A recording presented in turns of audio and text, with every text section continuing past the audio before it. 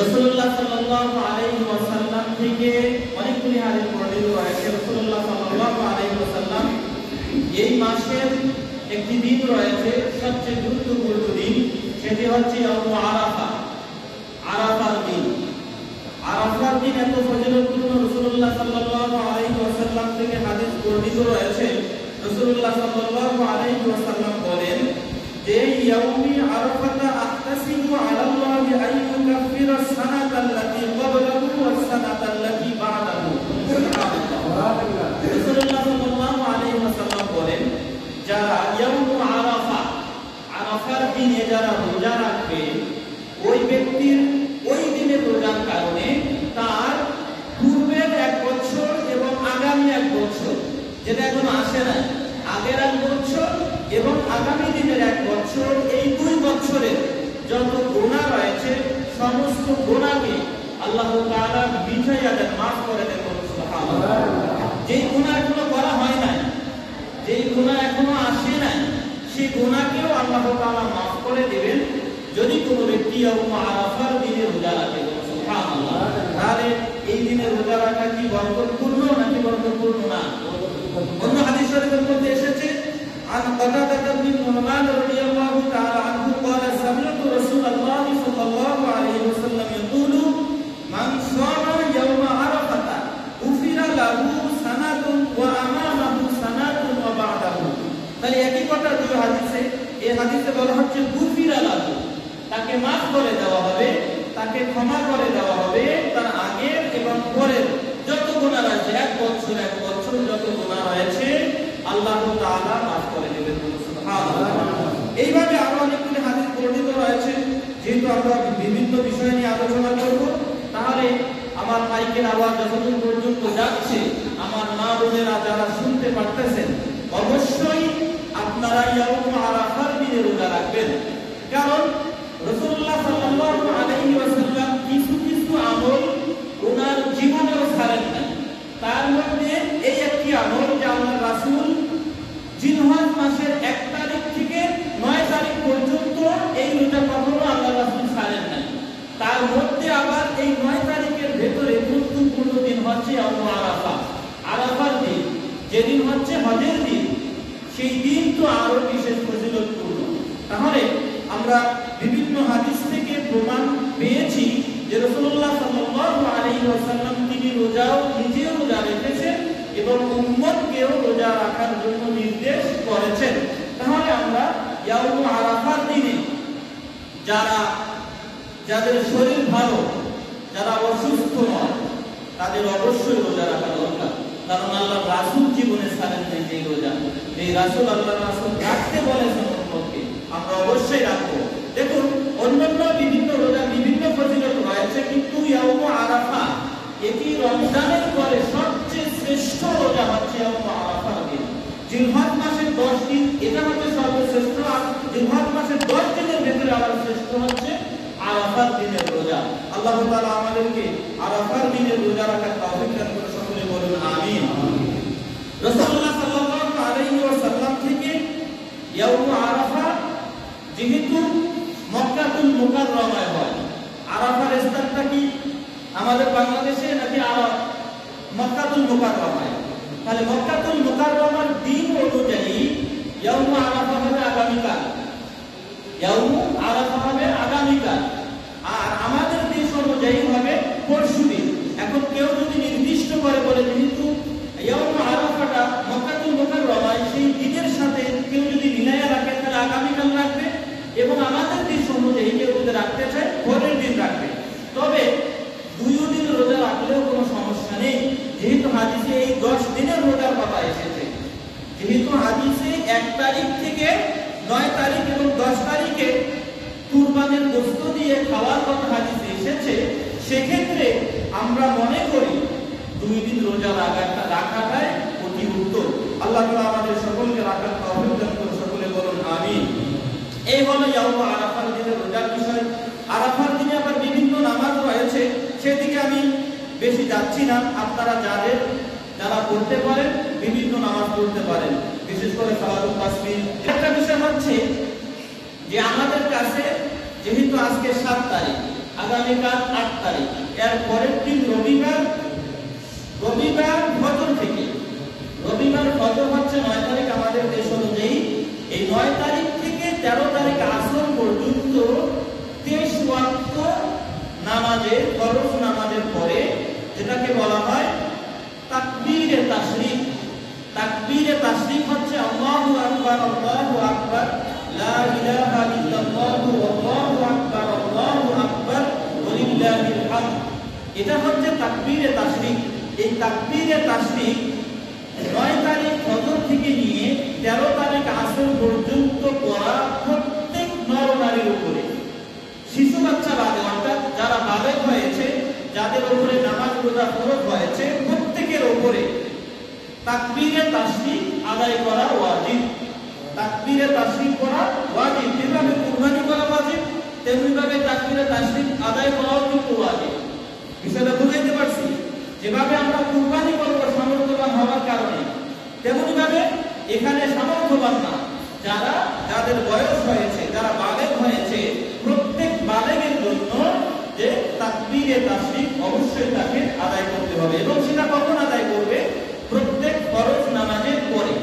প্রত্যেক ফরজ নামাজের পরে ফিকাহ কিতাবে এসেছে একবার আদায় করা হচ্ছে ওয়াজিব, একবার আদায় করা হচ্ছে ওয়াজিব।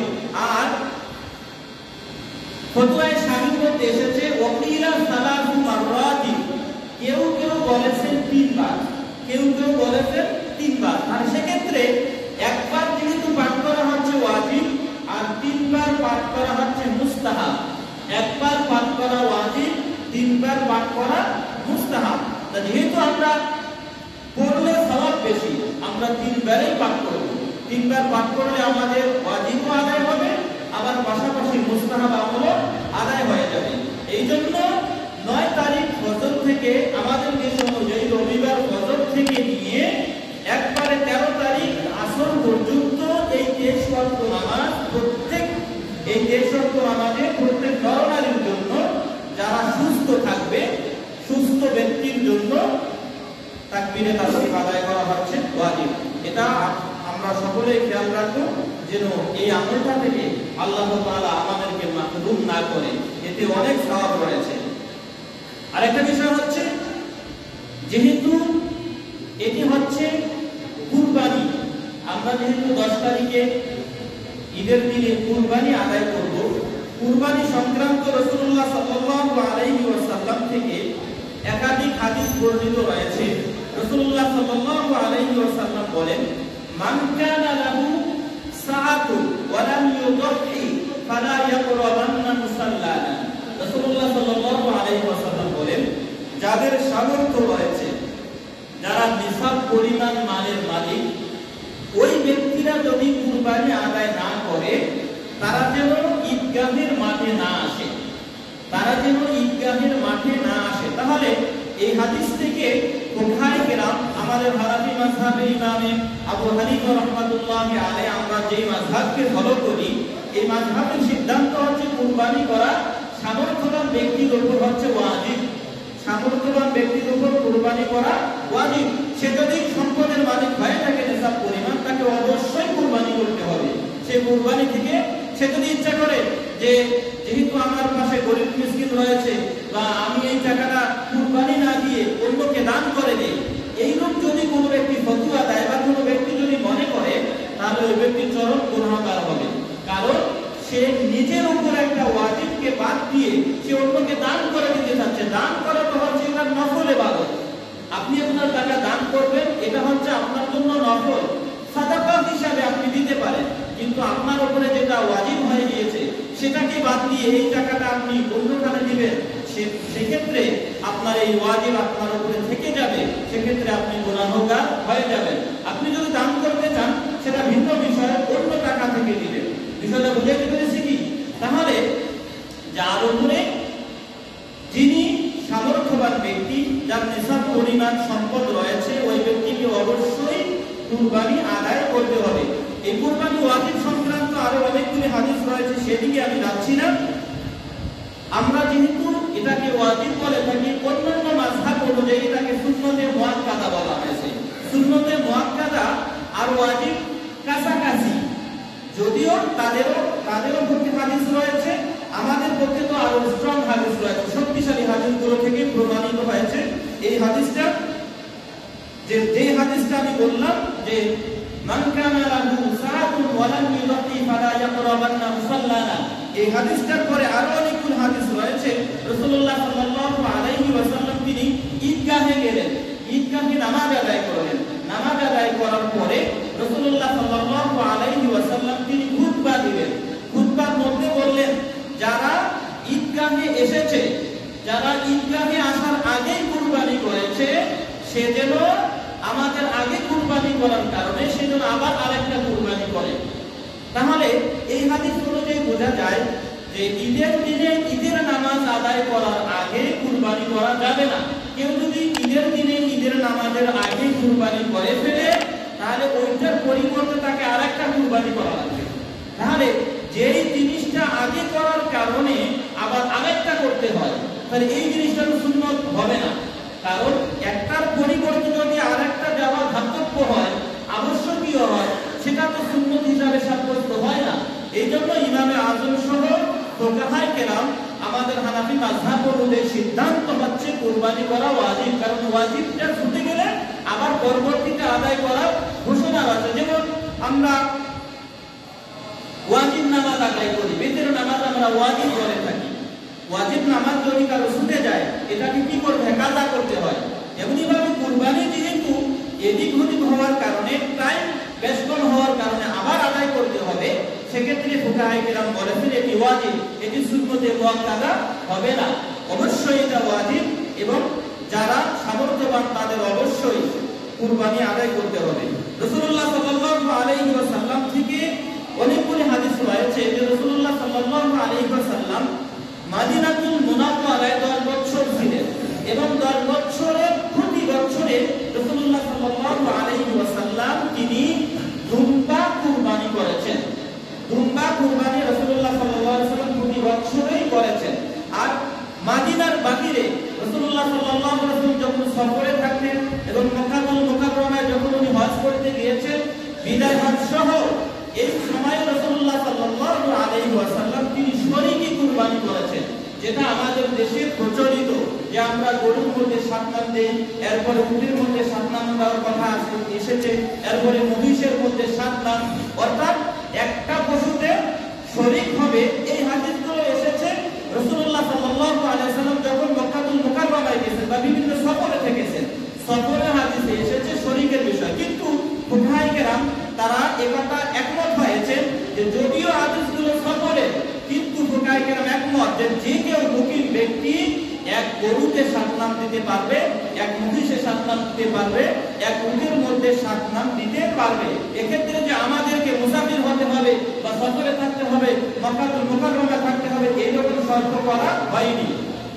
এবং রাসূলুল্লাহ সাল্লাল্লাহু আলাইহি ওয়াসাল্লাম তিনি মদিনাতুল মুনাওয়ারায় যেহেতু 10 বছর উনি কুরবানি করেছেন, এই কুরবানির পশু সংক্রান্ত হাদিসে এসেছে যে রাসূলুল্লাহ সাল্লাল্লাহু আলাইহি ওয়াসাল্লাম যেই পশুটাকে আল্লাহ রাসূল কুরবানি করতেন সেটি ছিল খাসি, সেটি ছিল খাসি। এবং এটার গায়ের রং কি ছিল সে সম্পর্কে হাদিসে এসেছে রাসূলুল্লাহ সাল্লাল্লাহু আলাইহি ওয়াসাল্লাম তিনি বলেছেন যে এই পশুটা দেখতে কালো, এটার চোখগুলি ছিল কালো, এটার পেটগুলি ছিল কালো, এটার পাও ছিল কালো, এবং সে অর্থাৎ কালোতে হাঁটতো, কালোই দেখতো, কালোর মধ্যেই শোয়াতো।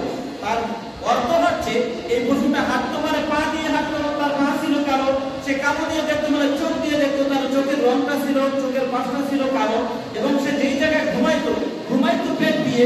এই জন্য হাদিসে ব্যাখ্যা করা হয়েছে যে ওই পশুটার পেটটাও ছিল কালো। কারণ রাসূলুল্লাহ সাল্লাল্লাহু আলাইহি ওয়াসাল্লাম তিনি যে খাসি কুরবানি করতেন এটার ব্যাখ্যা কিন্তু হাদিসে এসেছে, এবং এই হাদিসগুলি হাসান পর্যায়ের হাদিস। সহিহ দুইটা প্রকার, একটা সহিহ লিযাতিহি আর একটা হচ্ছে সহিহ লিগাইরিহি। হাসান লিযাতিহি, হাসান লিগাইরিহি, এই দুই প্রকারে এক প্রকারের হাদিসে এসেছে রাসূলুল্লাহ সাল্লাল্লাহু আলাইহি ওয়াসাল্লাম তিনি খাসি কুরবানি করেছেন। সেক্ষেত্রে কেউ যদি বলে যে খাসি কুরবানি করা যাবে না, তারা আসলে রাসূলুল্লাহ সাল্লাল্লাহু আলাইহি ওয়াসাল্লাম থেকে বেশি বোঝে। নতুবা রাসূলুল্লাহ সাল্লাল্লাহু আলাইহি ওয়াসাল্লাম যেই আমল করেছেন সেটাকে আবার বিদআত বলে কিভাবে, যে নাজায়েজ বলে কিভাবে।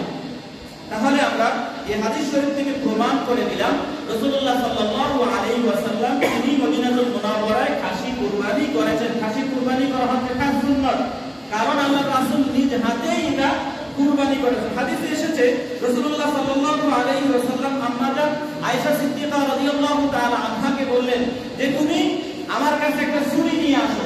আম্মা জান আয়েশা সিদ্দিকা রাদিয়াল্লাহু তাআলা আনহা ছুরি নিয়ে আসলেন, আবার বললেন যে এটাকে ধার করে নিয়ে আসো। আম্মা জান আয়েশা সিদ্দিকা রাদিয়াল্লাহু তাআলা আনহা পাথরের মধ্যে এটাকে ঘষাই নিয়ে আসলেন, ধার করে আনলেন। আল্লাহ রাসূল নিজেই ওই পশুটাকে শুইয়ে দিয়ে উনি পশুর উপরে পা রাখিয়া আল্লাহ রাসূল নিজেই জবাই করলেন। সুবহানাল্লাহ। তাহলে দেখেন হাদিসে সবগুলি বর্ণনা পাওয়া যায় যে কিভাবে আল্লাহ রাসূল জবাই করেছেন, আল্লাহ রাসূল কোন পশুটা কুরবানি করেছেন, সব রয়েছে। কিন্তু আমরা আমাদের মধ্যে শুধু ফিতনা ছড়াই। আল্লাহ তাআলা আমাদের সকলকে কথাগুলো বোঝার তৌফিক দান করুন, সকলে বলুন আমিন। তাহলে কুরবানির যে শরীকের বিষয়টা পাওয়া যায়, যেটা আমি গত সপ্তাহে বলেছি যে একটা পশুতে 7 নাম দেওয়া যায়, সেই পশুটা কোনটা? গরু, মহিষ, উট। আর বাকিরে যতগুলো আছে দুম্বা, খাসি এবং বকরি, এগুলি একটা পশুতে 1 নাম, একটা পশুতে 1 নাম। এখন যেই পশুতে 7 নাম দেওয়া যায়, 7 জন শরীক হওয়া যায়, এখন কি সবসময় কি 7 জনে শরীক হতে হবে? না, কেউ যদি 2 জন শরীক হয়ে পুরো একটা কুরবানি করে সেটাও যায়, কেউ যদি 4টা নাম দিয়েও জবাই করে সেটাও যায়, 5টা দিলেও যায়, 6টা দিলেও যায়, 7টা দিলেও যায়, তবে 7-এর উপরে যাওয়া যাবে না। 7-এর উপরে যখনই যাবে তখনই কুরবানি বাতিল হয়ে যাবে। এই শরীক কুরবানির ক্ষেত্রে এতগুলি মাসালা এসেছে, অন্যান্য ক্ষেত্রে ওই মাসালাগুলি আসে নাই। যেমন শরীক ক্ষেত্রে সর্বপ্রথম যে মাসালাটা এসেছে যে শরীকের মধ্যে যারা অংশগ্রহণ করবে প্রত্যেকেরই সম্পদটা হবে হালাল। যদি কোনো এই 7 জনের ভেতরে কারো একজন ব্যক্তির যদি সম্পদ হারাম থাকে, তাহলে বাকি 6 জনের হালাল থাকার কারণে 7 জনের কুরবানি বাতিল হয়ে যাবে। এই শরীকের ক্ষেত্রে আরেকটা হচ্ছে 7 জনের ভেতরে 6 জনের নিয়ত সহি, কিন্তু একজন ব্যক্তির নিয়ত হচ্ছে যে আমরা গোশতের প্রতি তার মন ধাবিত, এই একজনের গোশত খাবার প্রতি মন ধাবিত হওয়ার কারণে বাকি 6 জনের কুরবানি বাতিল হয়ে যাবে। এই জন্যে ফুকাহায়ে কেরাম নিজে নিজে একাকী কুরবানি দেওয়াটাকে বেশি পছন্দ করেছেন। যদিও আমি এটাকে যে 7 জনের কুরবানি দেওয়াটা নাজায়েজ না, এটা আবার আপনারা বুঝবেন না যে এটাকে বেশি প্রাধান্য দিচ্ছে। প্রাধান্য হাদিসে এসেছে, এটা তো আমার কথা না। রাসূলুল্লাহ সাল্লাল্লাহু আলাইহি ওয়াসাল্লাম 10 বছর কুরবানি করেছে দুম্বা দিয়ে। উনি তো শরীকে যে কুরবানিটা এসেছে সফরে হাদিসে এসেছে, এটা ফুকাহায়ে কেরাম সাব্যস্ত করে দিয়েছে যে কেউ আদায় করতে পারবে। তবে একাকী দিলে লাভটা কি? একাকী দিলে লাভটা হচ্ছে এটাই যে আপনার মনের মধ্যে কি নিয়ত আপনি নিজে বুঝতে পারেন। আপনি কি উদ্দেশ্যে কুরবানি করছেন? এটাকে আল্লাহ তাআলাকে রাজি খুশি করার জন্য, নাকি আপনার মনে কি আছে আপনি নিজেরটা নিজেই বুঝতে পারবেন, কিন্তু বাকি 6 জনের অন্তরে কি আছে সেটা তো আপনি বুঝতে পারবেন না। এই জন্য একাকী কুরবানি দেওয়া অতি উত্তম, তবে 7 জন দেওয়াটাও এটাও জায়েজ।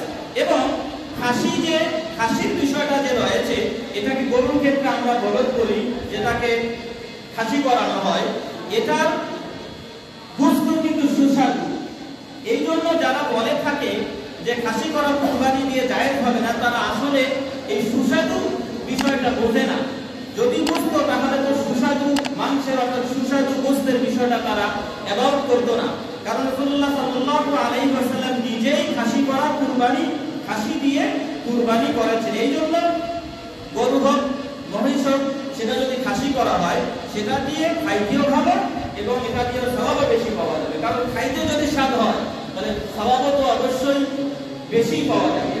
যদিও এরকম কোনো কথা বলা হয় নাই, আমি যে কথাটা বলতে চাচ্ছি যে কুরবানি যেহেতু আমরা শরীকের ক্ষেত্রে আদায় করব, অনেকে শরীক করতে গিয়ে 7 জন ব্যক্তি যদি হয়ে থাকে সবারই নিয়ত সহি হতে হবে। এরপরে 7 জন ব্যক্তি যে অংশগ্রহণ করবে প্রত্যেকের টাকা সমান হতে হবে। কোন ব্যক্তি সে ধরুন মনে করেন একটা গরু 70,000 টাকা দিয়ে কিনা হলো, তাহলে প্রত্যেকের ভাগে দিল 10,000, 7 জনে 10,000 10,000 করে দেবে। এখন 7 জনের ক্ষেত্রে কেউ যদি 6 জনে দিল 10,000 করে বা 6 জনে দিল 11,000 করে, একজন যদি কম দেয়, এই কম দেওয়ার কারণে দেখা যাচ্ছে যে কম বেশি হয়ে গিয়েছে, সেক্ষেত্রে আবার কুরবানি সহি হবে না। কারণ 7 জনকে সমান অংশ হতে হবে, যেহেতু নাম 7টা সমান নামে হতে হবে। বিষয়টা বুঝতে পারছিস? এরপরে মনে করেন 7 জনের ভেতরে 6 জন অংশগ্রহণ করলো, 7 জন পাইল না, 6 জন থাকলো। 6 জনের ভেতরে 6 জনের টাকা সমান করে দিল, সেক্ষেত্রে জায়েজ রয়েছে, সেক্ষেত্রে কোনো সমস্যা নেই। সমস্যাটা হচ্ছে কেউ যদি 1.5টা অংশ দেয়, আবার কেউ যদি 2.5টা অংশ দেয়, তখনই গিয়ে সমস্যাটা হবে। মনে করেন 7 জনের ভেতরে 6 জন অংশগ্রহণ করলো, একজন 2 অংশ দিল, বাকি 5 জন 1 অংশ করে দিল, কুরবানি সহি। এবং কেউ যদি 1.5 অংশ দেয় আর কেউ যদি 2.5 অংশ দেয়, তাহলে দেখা যাবে নামের ক্ষেত্রে একটা বেশকম হয়ে যাবে, বন্টনের ক্ষেত্রে একটা বেশকম লেগে যাবে। সেক্ষেত্রে এইভাবে কুরবানি দিলে কুরবানিটা সহি হবে না। আমি বিষয়টা বুঝাইতে পেরেছি তো? অর্থাৎ 7টা অংশের ক্ষেত্রে 7 জন দিলে তো কোনো সমস্যা নেই, 7 10 হয়ে গেল। কিন্তু যদি যারা কম অংশগ্রহণ করবে, সেক্ষেত্রে অবশ্যই একজনকে বেশি দেওয়া লাগবে, অবশ্যই একজনকে অংশ কম দেওয়া লাগবে, যাতে 7 নাম এটাকে সঠিকভাবে মিলানো যায়, অর্থাৎ সিরিয়াল মিলানো যায়। যদি এক্ষেত্রে কেউ মানে অন্যদিকে নিয়ে যায়, তাহলে কিন্তু কুরবানি সহি হবে না। অর্থাৎ যত মাসালা এসেছে কঠিন কঠিন, সেই সব মাসালাগুলো হচ্ছে শরীক কুরবানির ক্ষেত্রে। কিন্তু অন্যান্য ক্ষেত্রে অর্থাৎ একাই যদি কেউ কুরবানি দেয়, ঘুমবাই দেয়, খাসি দেয়, কোনো সমস্যা নেই, একাই দিয়েছে, সব তার ব্যক্তিগত বিষয়। এবং এই কুরবানির পশুর যে জবাই করার পরে এটাতে গোশত হবে, এই গোশতটাকে বন্টনের ক্ষেত্রে এসেছে অবশ্যই এটা মেপে, পাল্লা দিয়ে মেপে বন্টন করতে হবে। এটা মাপার বিধান হচ্ছে, এদিকে যেটা আমি শুনতে পেরেছি যে বন্টন করার আগেই 3টা বন্টন করা হয়, যে গরুটাকে কাটার পরেই 3টা বন্টন করা হয়, যে এক বন্টন দেয় সমাজের জন্য, আর এক বন্টন আত্মীয় স্বজনের করার জন্য, আর একজন নিজের জন্য একটা বন্টন রাখে। না, এইভাবে বন্টন করলে বন্টনটা সহি হবে না। কারণ যারা 7 জন অংশগ্রহণ করলো, এই 7 জনের ভেতরে সবাই কি 3 ভাগ করতে হবে এরকম জরুরি নয়। কারণ এটা বন্টন করা হচ্ছে মুস্তাহাব। আপনি আপনার বন্টন 7টা বন্টন করার পরে আপনি আপনার বন্টন নিয়ে নেবেন, নেওয়ার পরে আপনি এখান থেকে 3 ভাগ করার পরে 1 বন্টন দিয়ে দেন, কোনো সমস্যা নেই। আপনি নিজের বন্টন নেওয়ার পরে নিজের বন্টন থেকে আপনি 2 বন্টন দিলেও কোনো সমস্যা নেই, 1 বন্টন দিলেও কোনো সমস্যা নেই, তবে আপনার ব্যক্তিগত থেকে দিতে হবে। আপনি যে সবার পক্ষ থেকে ছাপায় দেবেন, বিষয়টা কিন্তু এমন নয়। বিষয়টা বুঝাইতে পেরেছি? যদি এরকম হয়ে থাকে যে বাধ্যতামূলক করা হচ্ছে যে এখান থেকে 3 বন্টন গরুটা কাটার পরে 3 বন্টন করার পরে যে 1 বন্টন অবশ্যই দিতে হবে, তাহলে বাড়াবাড়ি হয়ে যাবে। তাহলে কি হবে? বাড়াবাড়ি হয়ে যাবে। বাড়াবাড়ি থেকে বাঁচার জন্য বন্টন আগে 7টাই হবে। 7 জনের নামে 7 হোক, 4 হোক, 3 হোক, যারা অংশগ্রহণ করেছে ব্যক্তিগত বিষয় বন্টন করার পরে এখান থেকে সে যতটুকু সে সব দিয়ে দেয়, কোনো সমস্যা নেই, সে সব দান করে দেয়, কোনো সমস্যা নেই, তবে নিজের বন্টন নেওয়ার পরে এটা দেওয়া লাগবে। এইভাবে আদায় করলে আদায় সহি। আর অন্যভাবে গেলে গর্বের মধ্যে না হতো। 7 জনের মত যদি থাকে তাহলে সমস্যা নেই। 7 জনের মত যদি একত্রিত থাকে, এবং এক্ষেত্রে মনের বিষয়টা কিন্তু আমি বারবার বলতেছি, 7 জনের ভেতরে যদি কারো মনে একটু দ্বিমত থাকে, তাহলে কিন্তু সমস্যা। অর্থাৎ 7 জনের মন আবার একমত হতে হবে যে না আমরা দিয়ে দিলাম, তাহলে কোনো সমস্যা নেই। 5 জনের দিতে হইছে, লজ্জাই আমার কম লাগছে। এইটাই তো আমি বললাম, মনে করো 5 জনে অংশগ্রহণ করলো, 7 জনে অংশগ্রহণ করলো, এখন সে অন্যরা তাদের মানে তার নিজের উপর চাপিয়ে দিতে পারে, সে তার মন নাই, এই কারণেই মাসালাটা এসেছে যে সে নিজের বন্টনটা আগে করে নেবে, করে নেওয়ার পরে সে যদি দেয়, তাহলে সে নিজ মনে দিল, খুশি মনে দিল।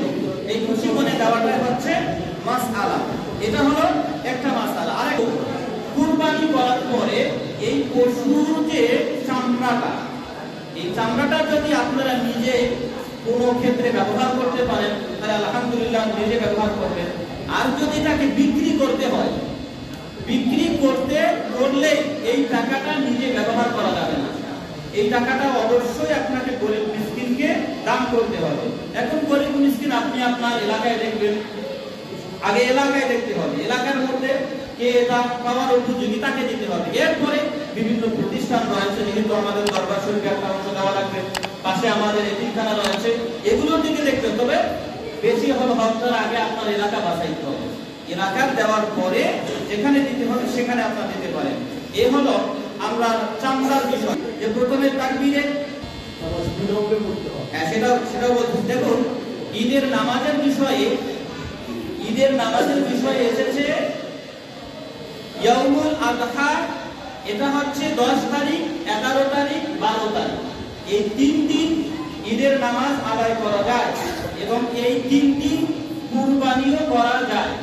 এই 3 দিন কুরবানি করবেন কোন টাইমে? অর্থাৎ 10 তারিখ নামাজের পর থেকে নিয়ে 12 তারিখ মাগরিবের আগ পর্যন্ত। এবং উনি যে প্রশ্নটা করেছে সেটা হচ্ছে যে 10 তারিখে যদি দুর্যোগ আবহাওয়া খারাপ থাকার কারণে যদি কোনো ব্যক্তি টাইম মতো নামাজ পড়তে না পারে, যেমন আমাদের মসজিদে সচরাচর নামাজ হয় 7টা বা 7:30টায়, 7:30টা পর্যন্ত আবহাওয়া খারাপ থাকলো বা 10টা পর্যন্ত খারাপ থাকলো, নামাজ আদায় করা গেল না, এমতো অবস্থায় কি কুরবানি বিলম্ব করতে হবে? না, এমতো অবস্থায় কুরবানি বিলম্ব করার কোনো সুযোগ নেই। আপনি টাইম মতো, অর্থাৎ নামাজ পড়ার ক্ষেত্রে আমরা যতটুকু টাইম ইউজ করি, 8টার পরেও যদি সুযোগ না হয় নামাজ বিলম্ব করা যাবে, নামাজ পরের জন্য করা যাবে। তেমনি ভাবে ওই আপনি টাইম মতো কুরবানি যদি করতে চান কোনো সমস্যা নেই, ওই টাইমে কুরবানি করা যাবে। অর্থাৎ এক্ষেত্রে যে মাসালাটা এসেছে, রাসূলুল্লাহ সাল্লাল্লাহু আলাইহি ওয়াসাল্লাম বলেছেন যে নামাজের আগে যারা কুরবানি করবে তারা যেন আরেকটা কুরবানি করে। এটা হচ্ছে যে 10 তারিখে আবহাওয়া ঠিক আছে, আবহাওয়া ঠিক থাকার পরেও যারা নামাজে না এসে নামাজ আদায় না করে যারা আগে কুরবানি করেছে, ওই রূপ ব্যক্তিদেরকে রাসূলুল্লাহ সাল্লাল্লাহু আলাইহি ওয়াসাল্লাম বলেছে সে যেহেতু নামাজ না পড়ে, নামাজ পড়ার আগেই সে কুরবানি করেছে, সে যেন এটার পরিবর্তে আরেকটা কুরবানি করে তার জন্য। এরূপ যদি আমাদের দেশেও কেউ করে, যদি নামাজের আগে সে করে ফেলে, তাহলে তাকে ধরে নিতে হবে এই 3 দিনের ভেতরে আরেকটা গরু বা আরেকটা পশু কুরবানি করে ক্রয় করে ওই পশুটাকে তাকে কুরবানি করতে হবে। আরেকটা বিষয় হচ্ছে রাসূলুল্লাহ সাল্লাল্লাহু আলাইহি ওয়াসাল্লাম থেকে আরো অন্যান্য হাদিস রয়েছে। রাসূলুল্লাহ সাল্লাল্লাহু আলাইহি ওয়াসাল্লাম এই হাদিস শরীফের মধ্যে বলেছেন যে আওসানি আন উদহিয়া আনহু ওয়া আনা উদহিয়া আনহু। রাসূলুল্লাহ সাল্লাল্লাহু আলাইহি ওয়াসাল্লাম তিনি 2টা করে কুরবানি করতেন, একটা নিজের জন্য আর একটা উম্মতের জন্য, আর একটা উম্মতের পক্ষ থেকে কুরবানিটা করতেন।